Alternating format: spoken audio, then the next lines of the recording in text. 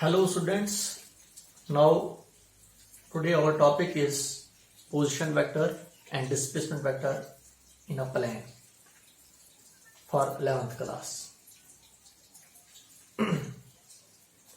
तो देखिए हमारे पास जो आज का टॉपिक जो है वो पोजीशन वेक्टर और डिस्प्लेसमेंट वेक्टर है। यहां पर अगर आपको कहूंगा मैं whenever a body moves on a plane, एक बॉडी मूव करती है एक प्लेन पर तो उसका 2 डायमेंशनल मोशन होता है। तो प्लेन पर हमारे पास 2 एक्सेस पर बॉडी मूव करती है, एक एक्स एक्सेस और दूसरी वाई एक्सेस, 2 डायमेंशनल मोशंस। तो यहां पर हम पोजीशन वेक्टर को रिप्रेजेंट करेंगे पार्टिकल्स की। पोजीशन वेक्टर क्या होता है? एक vector drawn from the origin to a position of the particle at any instant is known as the position vector. जैसे हमारे पास एक पार्टिकल एक्स वाई प्लेन पर है, किसी एक पॉइंट पर है, यहां पर है, जैसे ये पी पोजीशन ले रहा हूं मैं, यहां पर है। तो जब हम ओरिजिन से एक वेक्टर ड्रॉ करेंगे उस पॉइंट पर, जिस पॉइंट पर हमारे पास एक पार्टिकल है, तो इस वेक्टर को क्या कहा जाता है? That vector is known as position vector. समझे आप? मैंने आपको कहा कि हमारे पास ये क्या है, हमारे पास एक्स एक्सिस और वाई एक्सिस जो होती हैं, X axis Y axis Z axis जो होती हैं, वो कोऑर्डिनेट्स, एक कोऑर्डिनेट सिस्टम्स में हमारे पास एक्सिस होती हैं which are mutually perpendicular to each others. जैसे यहां पर रिप्रेजेंट करूंगा मैं एक्स एक्सिस वाई एक्सिस और एक्स एक्सिस वाई एक्सिस और Z axis. X axis horizontal में है, वाई एक्सिस वर्टिकल में है और हमारे पास जेड एक्सिस ऐसे हमारे पास है। 3 के 3 आपस में परपेंडिकुलर में है और इन एक्सेस के जरिए से हम एक पार्टिकल्स की पोजीशंस को मेजर करते हैं कि हमारे पास पार्टिकल कहां पर है। अगर पार्टिकल हमारे पास एक प्लेन पर है, जैसे पी पॉइंट है, एक प्लेन पर है, न ये एक्स एक्सिस पर है न ये वाई एक्सिस पर है, इसका मतलब इसने एक्स एक्सिस पर भी मूव किया है और वाई एक्सिस पर भी मूव किया है और पहुंचा है कहां पर? P point. इसका मतलब पार्टिकल जब पी पॉइंट पर पहुंचा है तो ये आगे भी गया है और ऊपर भी गया है, तब जाकर ये पी पॉइंट पर पहुंचा है। तो इसका मतलब यहां पर इसका मोशन जो है वो 2 डायमेंशनल मोशन है। यहां पर इसके 2 कोऑर्डिनेट चेंज हो रहे हैं, एक एक्स एक्सिस पर, जैसे पी पार्टिकल यहां पर पी पॉइंट पर पहुंचा है तो एक्सेस पर इसने 2 मीटर डिस्टेंस ट्रेवल किया है और ऊपर की तरफ वाई एक्सिस है तो 3 मीटर डिस्टेंस ट्रेवल किया है। तो ये हमारे पास पार्टिकल्स की पोजीशन हो गई। तो इस पार्टिकल्स की पोजीशंस को हम रिप्रेजेंट करते हैं एक वेक्टर से, that is known as position vector. उसको क्या कहा जाता है? पोजीशन वेक्टर कहा जाता है। पोजीशन वेक्टर जो होता है हमारे पास, अगर हमारे पास हम कहेंगे हम ये it tells us the distance from the origin to a particle where the particle is situated। हमारे पास पोजीशन वेक्टर की हमें कहता है कि पोजीशन वेक्टर से हमें यह पता चलता है कि पार्टिकल्स किस पोजीशन पर है, ओरिजिन से कितनी दूरी पर है, वो भी हमें पता चलता है। और पोजीशन वेक्टर से हमें यह भी पता चलता है कि what is the direction of particles, particles की डायरेक्शन कहां से कहां की तरफ है। तो यह हमें पोजीशन वेक्टर से पूरा उसका पता चलता है कि हमारे पास पार्टिकल कहां की तरफ मूव कर रहा है, किस एक्सिस पर मूव किया, उसने एक्स एक्सिस पर मूव किया या वाई एक्सिस पर मूव किया, वो पूरा हमारे पास पता चलता है पोजीशन वेक्टर से। तो उसी को कहा जाता है पोजीशन वेक्टर, जो अभी यहां पर रिप्रेजेंट किया है मैंने। जैसे यहां पर मैंने एक्स वाई प्लेन लिया मैंने और इस पर पार्टिकल हमारे पास एक पोजीशन पर है, पी पर है। तो ओरिजिन से हमने एक वेक्टर ड्रॉ किया है उस पॉइंट पी तक, तो ये आर जो है इसको कहा जाता है पोजीशन वेक्टर, जो इस पार्टिकल्स की पोजीशंस को रिप्रेजेंट करेगा जो पी पॉइंट पर है। यहीं से निकलता है, पोजीशन वेक्टर से निकलता है आपके पास डिस्प्लेसमेंट वेक्टर। डिस्प्लेसमेंट वेक्टर क्या होता है? It tells us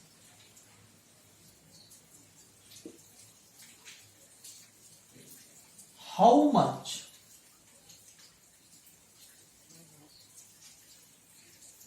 a position of particle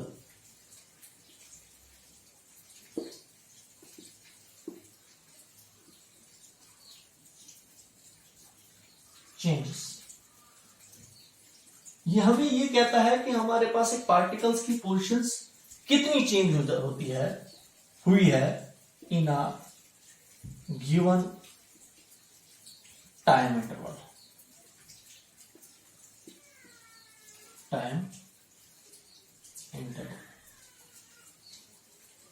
ये हमारे पास डिस्प्लेसमेंट वेक्टर से हमें ये पता चलता है कि हमारे पास एक पार्टिकल जो है उसकी पोजीशन कितनी चेंज हुई एक गिवन इंटरवल ऑफ टाइम्स में। डिस्प्लेसमेंट वेक्टर का मतलब भी यही होता है, एक डिस्प्लेसमेंट पार्टिकल्स की कितनी हुई whenever a particles moves from one point to another point। तो उसको जब हम वेक्टर्स में रिप्रेजेंट करते हैं डिस्प्लेसमेंट को, तो उसको बोलते हैं डिस्प्लेसमेंट वेक्टर। तो डिस्प्लेसमेंट वेक्टर का जब मैग्नीट्यूड निकालते हैं हम, तो वो होती है हमारे पास पार्टिकल्स की displacement whenever a particle goes from one point to another point, whenever a particle goes from initial position to final position।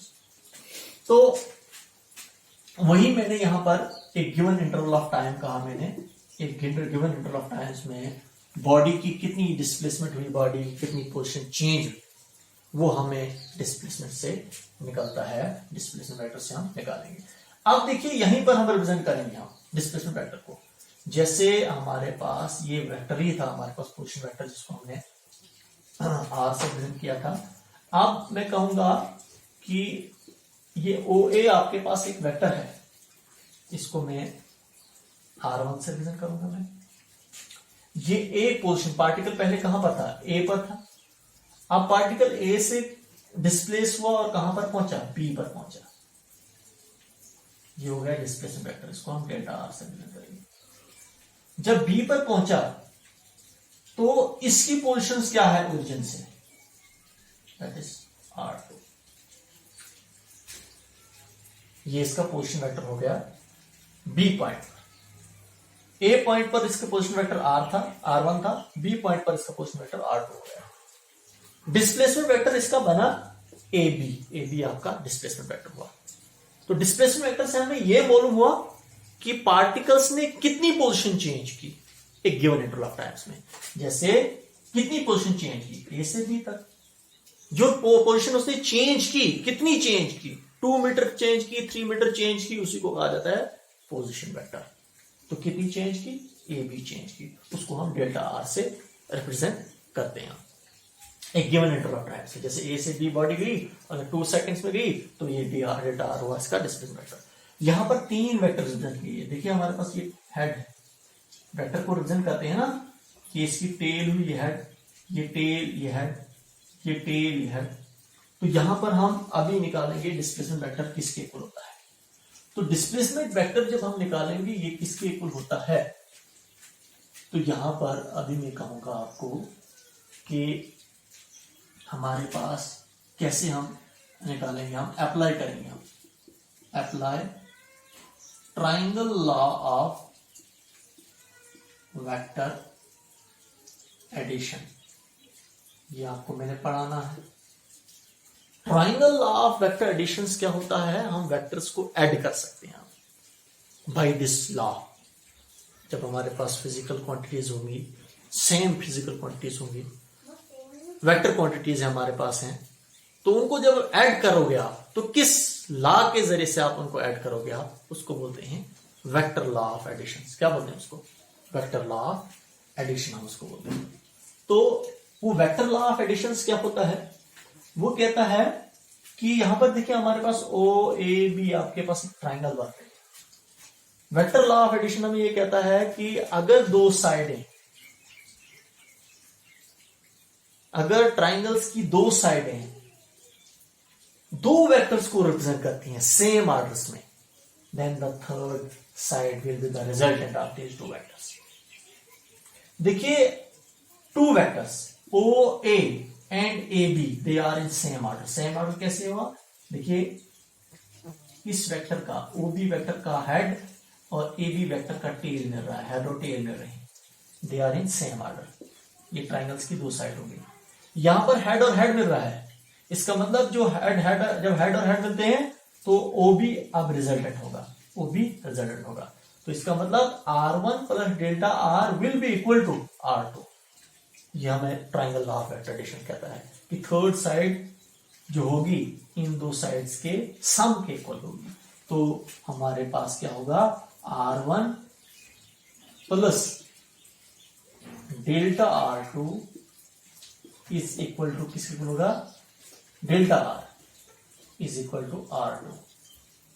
This plus this is equal to this. ये हमें ट्रायंगल लॉ ऑफ एट्रेक्शन कहता है। Triangle law of attraction फिर से मैं आपको बोलूंगा। मैं ट्रायंगल लॉ ऑफ एट्रेक्शन ये कहता है इफ टू वेक्टर्स, देखिए दो vectors represents the two sides of the triangles, triangles की दो साइड्स को रिप्रेजेंट करती हैं सेम ऑर्डर्स में, in same order head tail, then the third side will be the resultant of these two vectors but in opposite order। ये opposite order में है, देखो हेड और हेड मिल रहे हैं यहाँ पर। तो ये इसका थर्ड साइड है R2, इसीलिए लिखा मैंने R2 जो होगा वो R1 प्लस डेल्टा R के इक्वल होगा। ये डेल्टा R आपका जो है ना, ये आपका जो है ये डिस्प्लेसमेंट फैक्टर है। डेल्टा R डिस्प्लेसमेंट फैक्टर है, तो डेल्टा R किस इक्वल होगा, वो R2 माइनस R1 के इक्वल होगा। ये मैंने निकाला डिस्प्लेसमेंट वेक्टर। डेल्टा R की वैल्यू क्या होगी, डिस्प्लेसमेंट कितनी होगी। R2 हो गया फाइनल पोजीशंस, R1 हो गया इनिशियल पोजीशंस। तो फाइनल पोजीशंस में से आप इनिशियल पोजीशन निकालें आप, तो आपके पास डिस्प्लेसमेंट वेक्टर निकल जाएगा कि बॉडी की डिस्प्लेसमेंट कितनी हुई। वेक्टर फॉर्म में इसका आप मैग्नीट्यूड निकालते हैं तो आपके वैल्यू निकल जाती है।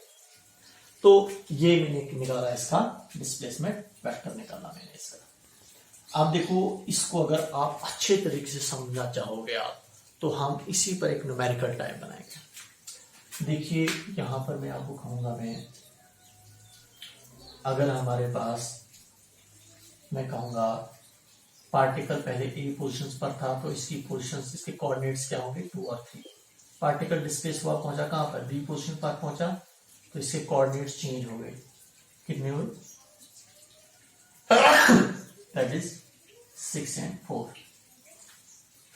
तो यहां पर अभी हम न्यूमेरिकल बनाएंगे। हम जैसे हमारे पास numerical problem, A particle moves from point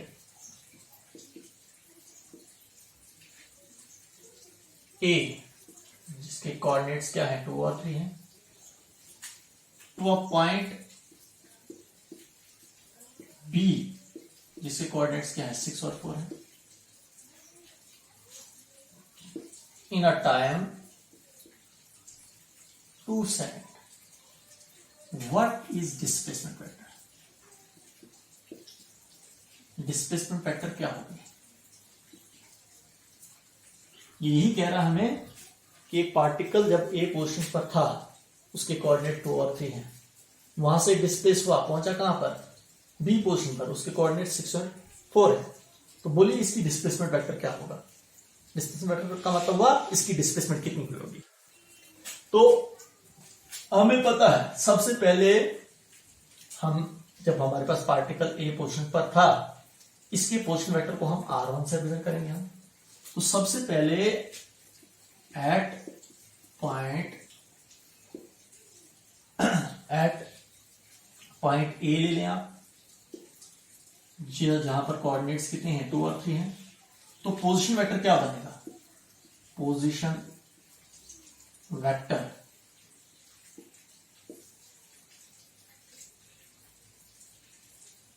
इस पोजीशन वेक्टर को हम किससे रिप्रेजेंट करेंगे, R1 से। जब पार्टिकल कहां पर था, ए पर था, तो R1 से रिप्रेजेंट करेंगे। ये देखिए हमारे पास जो होता है कि 2 और 3 का मतलब क्या होता है, पार्टिकल जो हमारे पास जो है, इसने एक्स एक्सिस पर जो आगे गया है, कितना डिस्टेंस ट्रेवल किया है 2 मीटर या 2 सेंटीमीटर या 2 मीटर हम कहेंगे, और 3 हो गया हमारे पास वाई एक्सिस पर उसने कितना मूव किया है ऊपर की तरफ वर्टिकल में। तो तब जाकर इसकी पोजीशन यहां पर आई है। ये हमारे पास 2 और 3 हुआ, 2 मीटर इसने एक्सिस पर मूव किया है, 2 मीटर इसने एक्सिस पर डिस्टेंस ट्रेवल किया है, और 3 मीटर जो है वो उसने वाई एक्सिस पर डिस्टेंस ट्रेवल किया है। तो इसकी पोजीशन जो हमारे पास क्या है, ए है। तो इसका पोजीशन वेक्टर क्या बनेगा हमारे पास, 2i। आई रिप्रेजेंट करेगा, आई रिप्रेजेंट करता है एक्स एक्सिस को। I is a unit vector which represents the positions of the particle along x axis। तो 2i का मतलब हुआ ये 2 मीटर या 2 सेंटीमीटर जो है, वो एक्स एक्सिस पर है, प्लस 3j, जे का मतलब हुआ हमारे पास बॉडी जो हमारे पास ए पर जब पहुंची है तो इसने वाई एक्सिस पर जो डिस्टेंस ट्रेवल किया है वो कितना किया है, 3 मीटर या 3 सेंटीमीटर अलोंग वाई एक्सिस। जे रिप्रेजेंट करता है वाई एक्सिस को। तो ये पोजीशन वेक्टर बना किसका, इस पार्टिकल का, जब पार्टिकल ए पर था। पोजीशन वेक्टर से क्या बना, 2i + 3j। सिमिलरली वैसे ही जब पार्टिकल कहां पर होगा, बी पोजीशन पर जब पहुंचेगा तो इसके पोजीशन वेक्टर को हम r2 से रिप्रेजेंट करेंगे। किससे रिप्रेजेंट करेंगे, r2 से। तो इसका पोजीशन वेक्टर क्या बनेगा, 6 4, तो 6i + 4j। इसका मतलब 6 मीटर इसने x पर डिस्टेंस ट्रेवल किया है और 4 मीटर इसने y एक्सिस पर डिस्टेंस ट्रेवल किया है, तब जाकर पार्टिकल बी पोजीशन पर पहुंचा है। तो ये हमने पोजीशंस वेक्टर्स में हमने पार्टिकल्स को रिप्रेजेंट किया जब पार्टिकल ए पर था और जब पार्टिकल बी पर था। हमने निकालना है डिस्प्लेसमेंट वेक्टर। क्या निकालना है हमने, डेल्टा आर। डिस्प्लेसमेंट वेक्टर निकालना है हमने। डिस्प्लेसमेंट वेक्टर होता है final position, that is r2 minus initial position r1। Delta R is equal to r2 कितना है आपके पास, ये है 6i + 4j माइनस r1 कितना है, ट्वाइस i + 3j। इसको आप सिंप्लीफाई करो। आप जब आप इसको सिंप्लीफाई करोगे, what you get from here, you get delta r is equal to 6i + 4j minus plus prime -2i minus plus prime -3j। इसको सिंप्लीफाई करो आप, डिस्प्लेसमेंट वेक्टर आपका निकल रहा है 6i में से 2i 4i प्लस माइनस होता है माइनस 4j में से 3j 1j। तो ये आपके पास डिस्प्लेसमेंट वेक्टर आया 4i + 1j। ये निकाला हमने डिस्प्लेसमेंट वेक्टर व्हेन हमारा particle goes from A to B. अब जो आपने निकालना है, अब अगर आपको बोला जाएगा ये तो वेक्टर फॉर्म में है, अगर अब आपको बोला जाएगा डिस्प्लेसमेंट कितनी हुई होगी, ये हुआ डिस्प्लेसमेंट वेक्टर, इसका मैग्नीट्यूड निकालना चाहोगे आप डिस्प्लेसमेंट, तो इसका हम मॉड यूज करते, इसका मॉड निकालेंगे, मॉड ऑफ डेल्टा आर। तो वो किसको होता है, स्क्वायर रूट ऑफ आई का कोएफिशिएंट क्या है 4 का स्क्वायर प्लस जे का कोएफिशिएंट क्या है 1 का स्क्वायर। ये हम मैग्नीट्यूड निकालते हैं। कैसे निकालते हैं, स्क्वायर रूट ऑफ आई का कोएफिशिएंट का स्क्वायर प्लस जे के कोएफिशिएंट का स्क्वायर। अगर के भी होगा तो के कोएफिशिएंट का स्क्वायर। तो आपके पास क्या आ रहा है, मॉड ऑफ डेल्टा आर को हम डेल्टा आर से रिप्रेजेंट करते हैं, दैट इज इक्वल टू 4 का स्क्वायर क्या होगा 16 प्लस 1। आपके पास क्या आ रहा है, you get delta R is equal to √17। ये 17 आपके पास मीटर भी हो सकता है, सेंटीमीटर भी हो सकता है। आपको क्वेश्चन में ये यूनिट्स में नहीं दिया हुआ है, आपको किस यूनिट्स में लेना है इसको आप लिखेंगे √17 यूनिट्स। यूनिट आपका जो होगा सेंटीमीटर में होगा या मीटर में होगा। तो ये हमारे पास डिस्प्लेसमेंट निकली। This is the displacement of the particle when our particle goes from A to B. कितनी डिस्प्लेसमेंट हुई, स्क्वायर रूट ऑफ 17 मीटर हो सकता है, सेंटीमीटर हो सकता है, जो आपके क्वेश्चन में दिया होगा। तो ये आपके पास था क्वेश्चन, पोजीशन वेक्टर क्या होता है, and the second was displacement vector in a plane. लेकिन हमने प्लेन पर किया, जिस प्लेन पर मोशन जो होता है 2 डायमेंशनल मोशन होता है। Clear, is it clear? Thank you, okay, good.